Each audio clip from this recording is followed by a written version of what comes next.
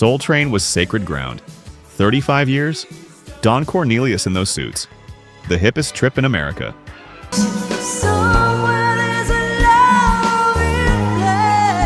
And some of the people who walked through that door had no business being there.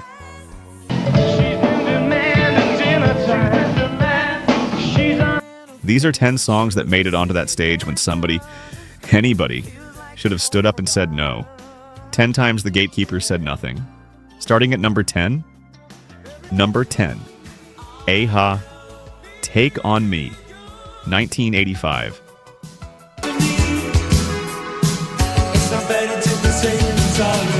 Here's a question that nobody in 1985 seemed to think to ask.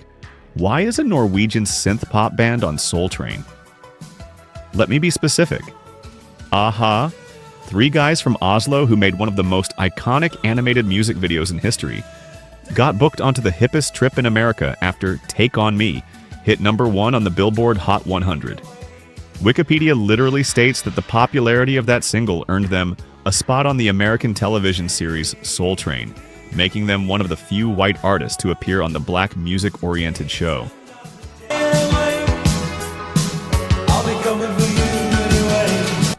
That's how it happened. The song hit number 1. The phone rang. They came. And here's what gets me about this entry.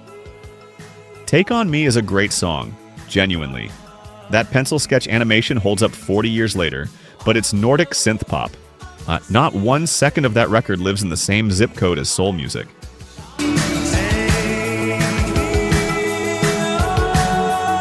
James Brown walked that stage. Marvin Gaye breathed on that stage. Stevie Wonder called it home. You know that feeling when someone shows up at the cookout and everyone's polite, nobody says anything out loud, but the whole room is thinking the same thing. That's this. Exactly this.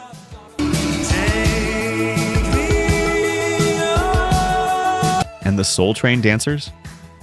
God bless them. Professionals. They made it look like it belonged. Because that's what they did. Made anything work.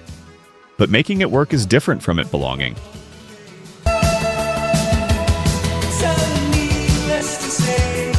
Here's the part that stays with me.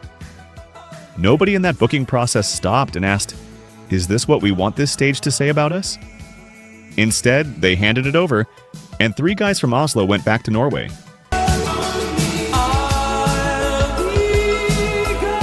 Number 9. Berlin. Take My Breath Away, 1986.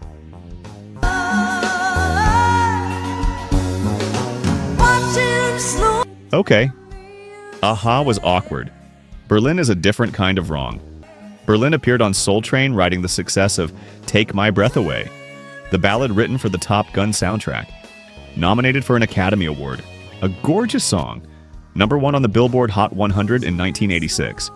And also, completely, categorically, irreversibly, not a soul record.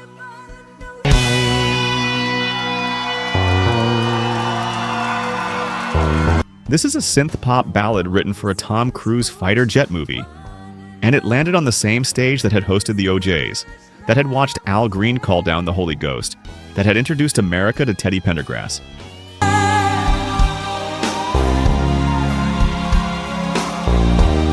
Stay with me on this one. Because the wrong room feeling of Aha at least made a strange kind of cultural sense. Take On Me had an energy to it. Yeah, you could at least see why someone in a booking room thought, maybe the dancers can work with this.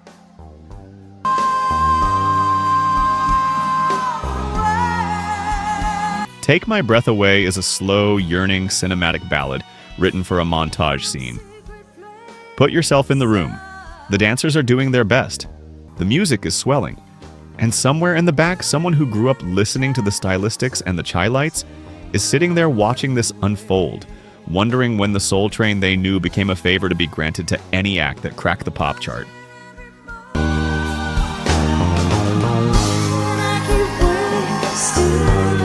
Here's what I'd argue. The show was generous. Beautiful even. It opened its arms. But there's a difference between a show that's open to new things and a show that stopped asking whether new things belong, and nobody stopped it. The train kept moving.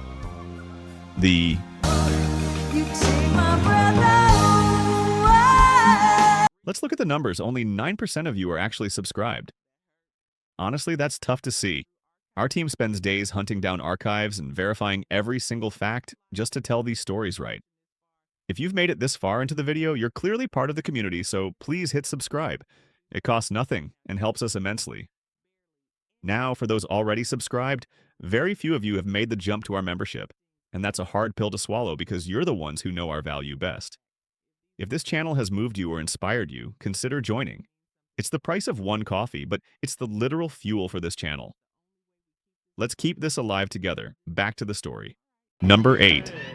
Duran. Duran, Meet El Presidente, April 4th, 1987.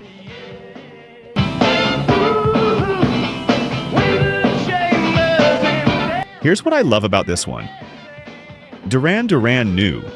In their 1987 documentary 3 to Get Ready, filmed as they were promoting the Notorious album, the cameras caught Nick Rhodes on camera being asked about their upcoming Soul Train appearance. His response, on record, on film, "We haven't got anything to lose, have we?"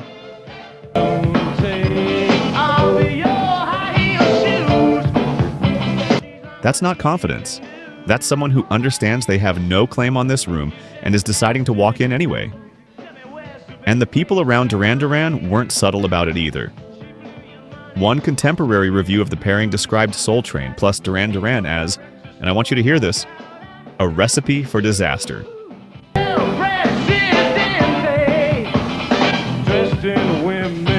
Soul was not a word generally associated with the Birmingham new wave scene. Now, to their credit, Notorious. The album they were promoting was produced by Nile Rodgers. They were genuinely trying to move toward funk. They weren't dismissive of the tradition. They were reaching. And there's something kind of earnest and sad about watching them try. But trying isn't arriving. And if you've ever watched something you love get shared with someone who hasn't earned it yet, someone who didn't carry the history, you know that reaching isn't the same as belonging.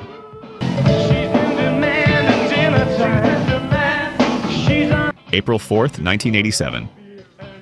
The episode aired. The dancers did what they always did. Don Cornelius introduced them with his customary grace.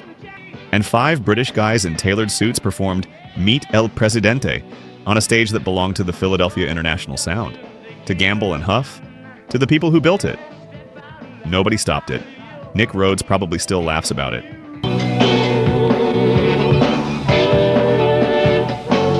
Number 7. Backstreet Boys, Soul Train, late 1990s.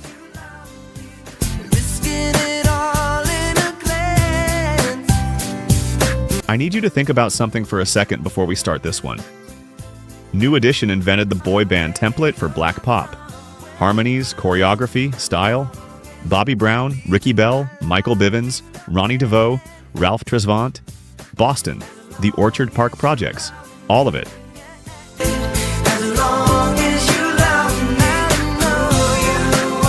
Then Maurice Starr, their own producer, took their money, their blueprint, and their formula, and by his own admission in interviews, deliberately created a white version.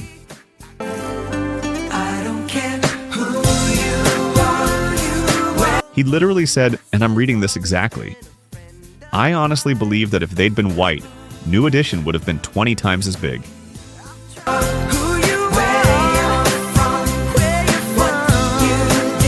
That act was the Backstreet Boys' direct predecessors.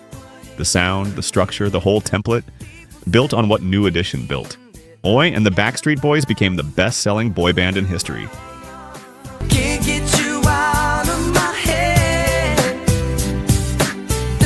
Now here's the part that lands hard. The Backstreet Boys appeared on Soul Train, the same Soul Train that had been championing black music since 1971. That had watched New Edition grow up. That had held the tradition those 5 boys from Dorchester were building toward. And I'm not saying the Backstreet Boys were talentless. They weren't.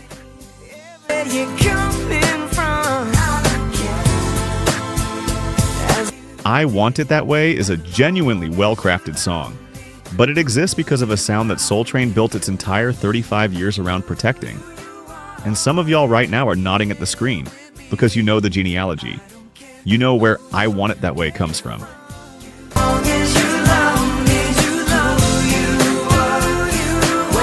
You know the debt that exists in that arrangement? Those harmonies, that choreography? The show let them on, with warmth. with grace. And nobody paused to notice that New Edition had just been erased by the door they walked through.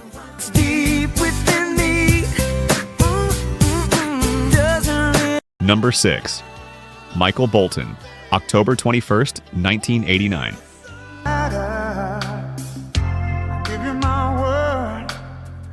You have to understand the full picture here. By the time Michael Bolton walked onto Soul Train in October of 1989, he had already built an entire career on something very specific, taking the most sacred catalog of Black American soul and translating it for a pop audience that didn't always go back to the original.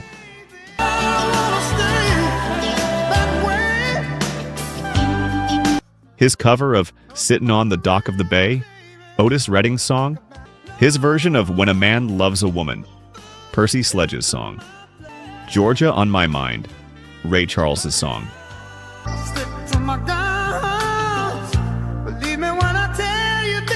He took those recordings, that emotion, that history, and rebuilt them for a mainstream that would buy 3 million copies and might never once look up the original. And then he walked onto Soul Train.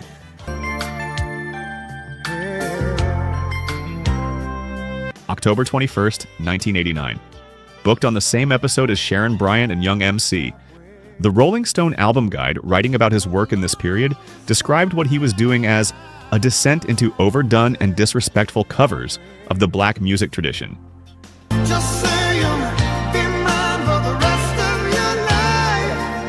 He performed How Am I Supposed to Live Without You, which was actually his own composition, not a cover. And maybe that's the most interesting part. The song itself wasn't a theft, it was just a ballad.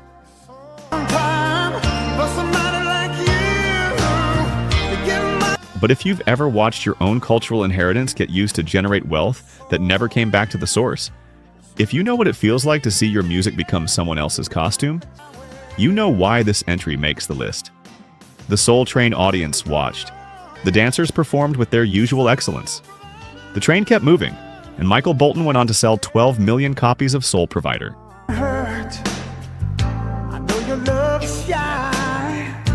Number 5. Rick James, Big Time, 1980.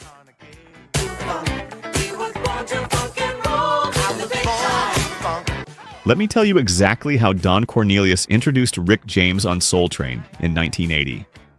Word for word, on his own show, on television. Our next guest is one of the most prolific songwriters, one of the most innovative producers, certainly one of the most exciting and talented performers, and also one of the strangest men I've ever met.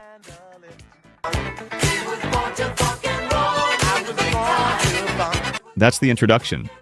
Live. National television. Don Cornelius. The most composed man in broadcasting, calling his guest one of the strangest men he'd ever met, before the man had even stepped onto the stage.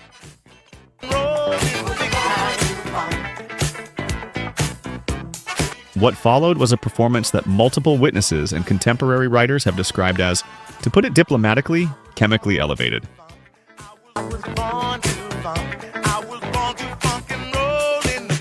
Rick James delivered Big Time with an energy that had nothing to do with rehearsal. Worked the crowd into a chant about marijuana, the signature audience call from his concerts, right there on network TV, while Don Cornelius stood to the side with the expression of a man watching something he cannot legally stop, but desperately needs to end.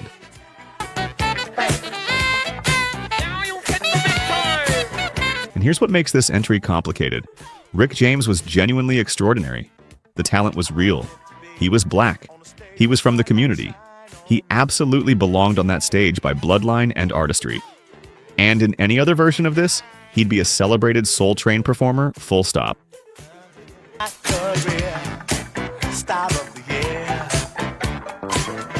But that 1980 performance? Cornelius physically moved to shut it down before it went further. Some people say Cornelius was being too conservative. Others say he was protecting his house. You probably already know which side you're on, and I'd bet the comments are going to be split right down the middle on this one.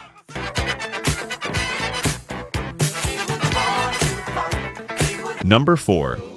David Bowie, Golden Years, November 4th, 1975.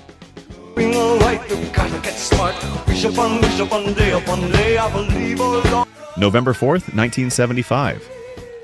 Soul Train, the second white solo artist ever to appear on the show. And David Bowie showed up drunk.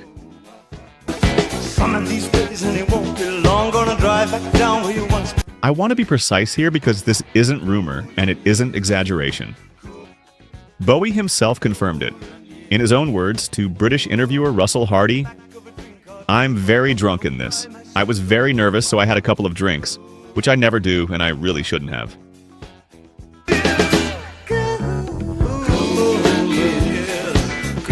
His biographer Nicholas Pegg, writing about this appearance, described Bowie as being at a new low in coherency. A second Bowie biographer called it his loneliest, saddest television appearance.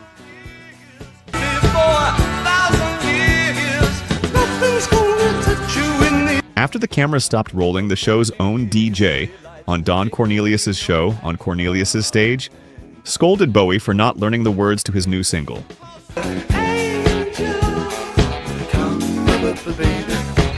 Now understand the weight of where he was standing.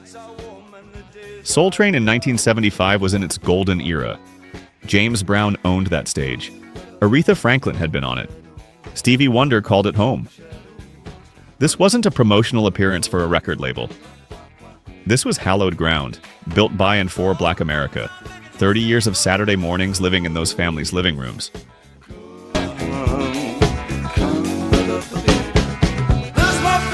And Bowie, deep in a cocaine addiction he later said he barely survived, fumbled through a lip sync of Golden Years, gave a nearly incoherent interview to the dancers, and became a cautionary tale that people still discuss 50 years on.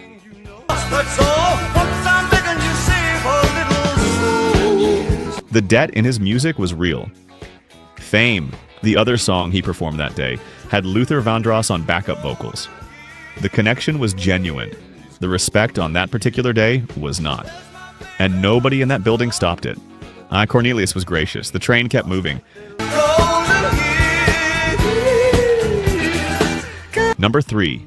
Vanilla Ice, 1991 Soul Train Music Awards. My brand new invention, something grabs a hold of me, flow like a harpoon daily. I want you to really hear this moment. Not from a distance, I want you inside the room. The Shrine Auditorium, Los Angeles, March of 1991, the Soul Train Music Awards. And when Vanilla Ice was announced, the people who built this institution, who spent their Saturday mornings at this altar, who understood exactly what this stage was and who it was for, they exercised the oldest right in music. They said no, out loud, together, all at once.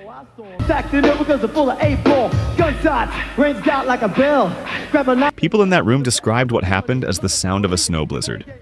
A wall that meant one thing, not here, not on this stage. Now understand the context.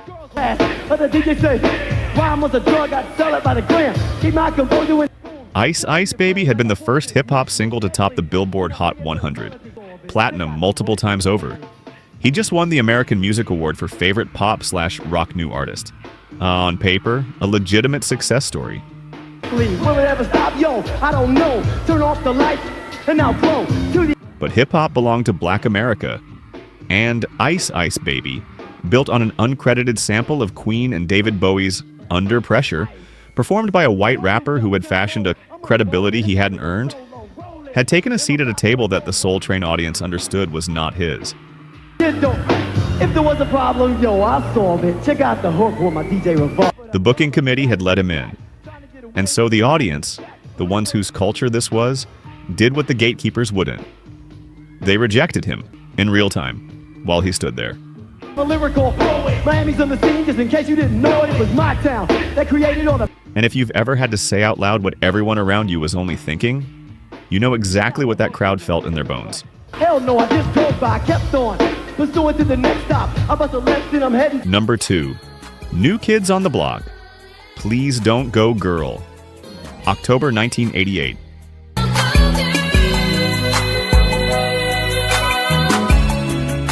This one requires you to know a little history. And once you know it, this entry won't just hurt. It'll make you furious.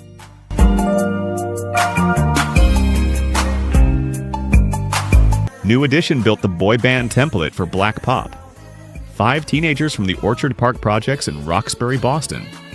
They won a talent show in 1982, signed with producer Maurice Starr, and built something that the whole industry would spend the next 20 years trying to replicate.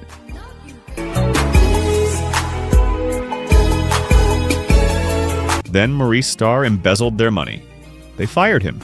They moved on, eventually becoming one of the most important acts in R&B history.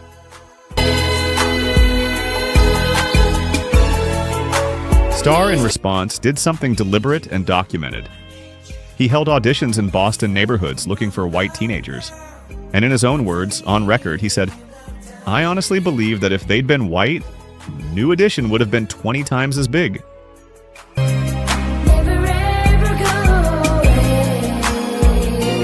He built New Kids on the Block to test that theory. Same musical DNA, same training method, same structural formula. The only variable was race, and he booked them, using his New Edition connections, onto Soul Train with Please Don't Go Girl in October of 1988.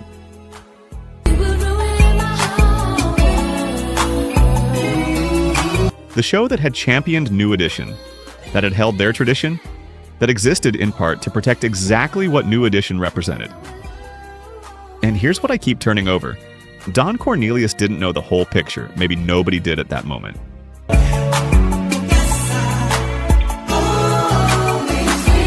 But somewhere in the history books, there's a Soul Train episode with New Kids on the Block performing, and an episode honoring New Edition. And the connection between those two moments is Maurice Starr walking away with somebody else's blueprint. Nobody stopped the booking. Nobody asked the question.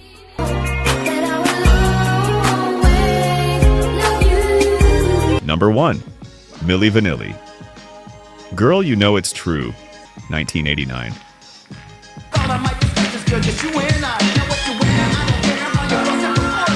Here's Don Cornelius, on his stage, with his voice, speaking to his audience with 30 years of trust behind every word.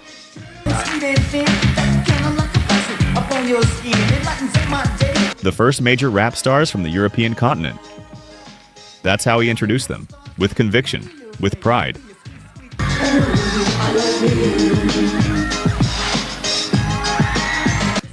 On Soul Train, Milli Vanilli, Fab Morvan, and Rob Pilatus, 2 models from Germany with extraordinary looks and extraordinary dance moves, had been given the full legitimacy of Don Cornelius' platform, his credibility, the credibility of everything Soul Train had built since 1971. And they hadn't sung a single note. Not on Girl, You Know It's True, not on Blame It on the Rain, not on Girl, I'm Gonna Miss You.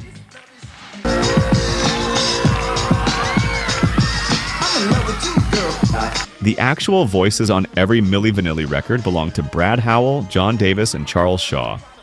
The men who actually sang those songs, whose names you've probably never heard in the context of Milli Vanilli because that was the arrangement. They would sing. Fab and Rob would be the face, and producer Frank Farian would pocket the difference.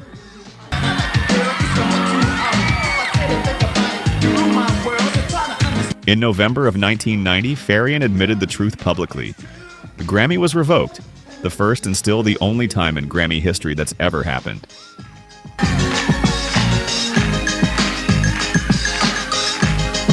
Rob Pilatus died in 1998, but the footage still exists. Don Cornelius standing on his own stage in 1989, introducing 2 men as the first major rap stars from the European continent.